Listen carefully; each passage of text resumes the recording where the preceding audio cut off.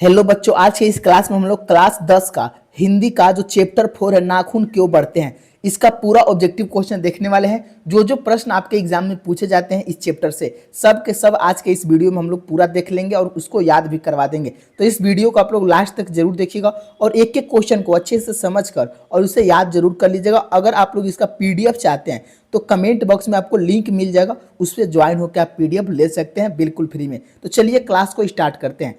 पहला क्वेश्चन देखिए और इसको अच्छे से समझिए। करें नाखून क्यों बढ़ते हैं, इसके निबंधकार कौन है, यानी इसके लेखक का नाम पूछ रहा है। ऑप्शन ए गुलाब राय की, शांति प्रिय द्विवेदी की, प्रताप नारायण मिश्र की, आचार्य हजारी प्रसाद द्विवेदी। अगर आपको आ रहा होगा आंसर तो आप लोग कमेंट बॉक्स में आंसर जरूर दीजिएगा। तो याद रखिएगा नाखून क्यों बढ़ते हैं, इसके जो लेखक हो जाएंगे वो आचार्य हजारी प्रसाद द्विवेदी जी हो जाएंगे, यानी ऑप्शन डी आपको याद कर लेना है। अगले क्वेश्चन की ओर चलते हैं। दूसरा क्वेश्चन करें कि द्विवेदी जी ने निर्लज अपराधी किसे कहा है। याद रखेंगे नाखून को, किसको कहा है, नाखून को निर्लज अपराधी कहा है, ध्यान रखेंगे। और बाबू ये हिंदी का जो चैप्टर 4 है बहुत ही इंपॉर्टेंट चैप्टर है, इससे बहुत सारे क्वेश्चन आपके पेपर में आते हैं। चलिए तीसरा क्वेश्चन कह रहा है कामसूत्र किसकी रचना है। ये भी इंपॉर्टेंट क्वेश्चन है। तो जो कामसूत्र है ना बाबू वो वात्स्यायन की रचना है। किसकी है, वात्स्यायन की रचना है। ऑप्शन सी आपको याद कर लेना है। और एक बात ध्यान देंगे बाबू, अभी तक अगर आप लोग वीडियो को लाइक नहीं किया तो एक बार जरूर लाइक कर लीजिएगा और चैनल पर नए हैं तो चैनल को जरूर सब्सक्राइब कर लीजिएगा, ताकि आपको क्लास 10 का आल चैप्टर का ऑब्जेक्टिव प्लस सब्जेक्टिव आपको पूरा मिल जाएगा और उसका पीडीएफ भी मिलेगा। चलिए क्वेश्चन नंबर 4 देखिए कि सिक्कत का अर्थ होता है। तो सिक्कत का जो अर्थ होता है क्या होता है, साबुन होता है कि मोम होता है। याद रखेंगे सिक्कत का जो अर्थ होता है वो मोम होता है। क्या होता है बाबू, मोम होता है। ऑप्शन डी आपका सही हो जाएगा, इसको भी जरूर याद कर लीजिएगा। अगले क्वेश्चन की ओर चलते हैं। पांचवा क्वेश्चन कह रहा है कि महाभारत क्या है। तो महाभारत बाबू एक पुराण है। क्या है, महाभारत जो है एक पुराण है। ऑप्शन डी आपका बिल्कुल सही हो जाएगा, इसको भी जरूर याद कर लीजिएगा। नेक्स्ट क्वेश्चन की ओर चलते हैं। छठवां क्वेश्चन करें किस देश के लोग बड़े बड़े नख रखना पसंद करते हैं, यानी बड़े बड़े नाखून किस देश के लोग रखना पसंद करते हैं। तो गौड़ देश के लोग। कौन से, गौड़ देश के लोग नाखून रखना पसंद करते हैं, वो भी बड़े बड़े। अगला क्वेश्चन देखिए, सातवां प्रश्न करे कौन छोटे नखों को रखना पसंद करते हैं, यानी कौन छोटे नाखून रखते हैं। तो याद रखेंगे दक्षिणात्य के लोग, जो दक्षिण भारत के लोग हैं, जो दक्षिणात्य हैं वही छोटे छोटे नाखून रखना चाहते हैं, यानी ऑप्शन ए आपका सही हो जाएगा। अगले क्वेश्चन की ओर चलते हैं। आठवां प्रश्न कह रहा है कि हजारी प्रसाद द्विवेदी जी का जन्म कब हुआ था। तो उनका जन्म बाबू 1907 में हुआ था। 8 का आंसर क्या हो जाएगा, 1907 ईस्वी में, यानी ऑप्शन बी आपका बिल्कुल सही हो जाएगा, इसको याद कर लेंगे। नेक्स्ट क्वेश्चन की ओर चलते हैं। 9 क्वेश्चन नंबर 9 कह रहा है कि हजारी प्रसाद द्विवेदी जी का जन्म कहाँ हुआ था। तो उनका जन्म बाबू याद रखिएगा बलिया उत्तर प्रदेश में। कहाँ हुआ था, बलिया उत्तर प्रदेश में हुआ था। ऑप्शन सी बिल्कुल सही हो जाएगा, इसको भी आप लोग एकदम अच्छे से याद कर लेंगे। और देखिए बाबू आप लोग क्लास को लास्ट तक देखिएगा, आपका चैप्टर 4 का जितना भी ऑब्जेक्टिव है जो आपके एग्जाम में क्वेश्चन आता है सब इस क्लास में हम पूरा कर देंगे।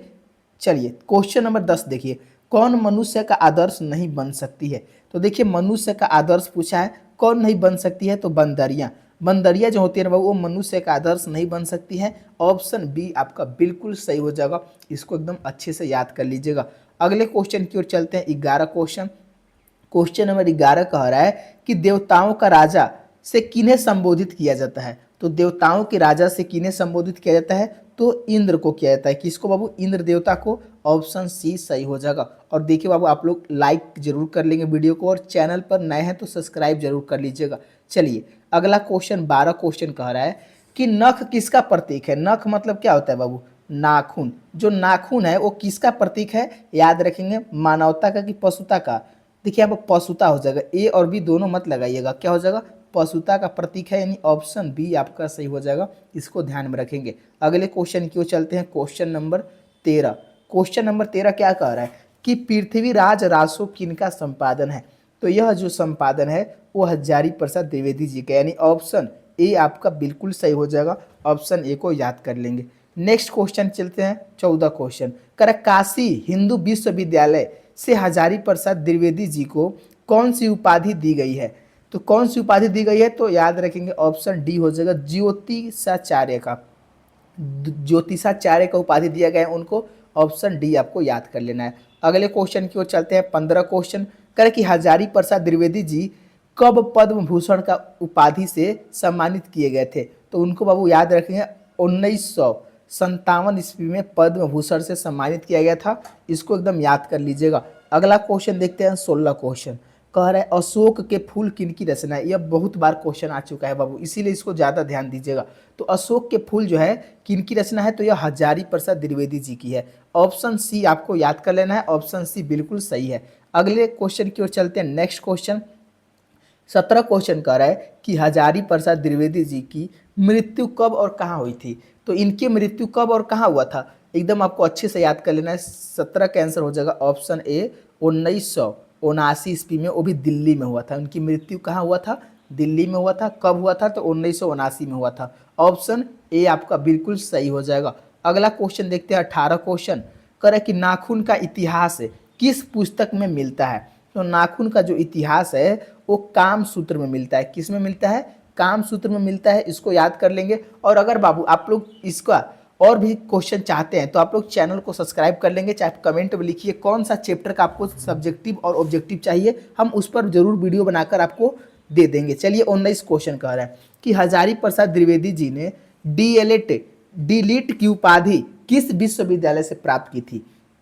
तो वो डिलीट की उपाधि जो प्राप्त किए थे वो लखनऊ विश्वविद्यालय से। किससे बाबू?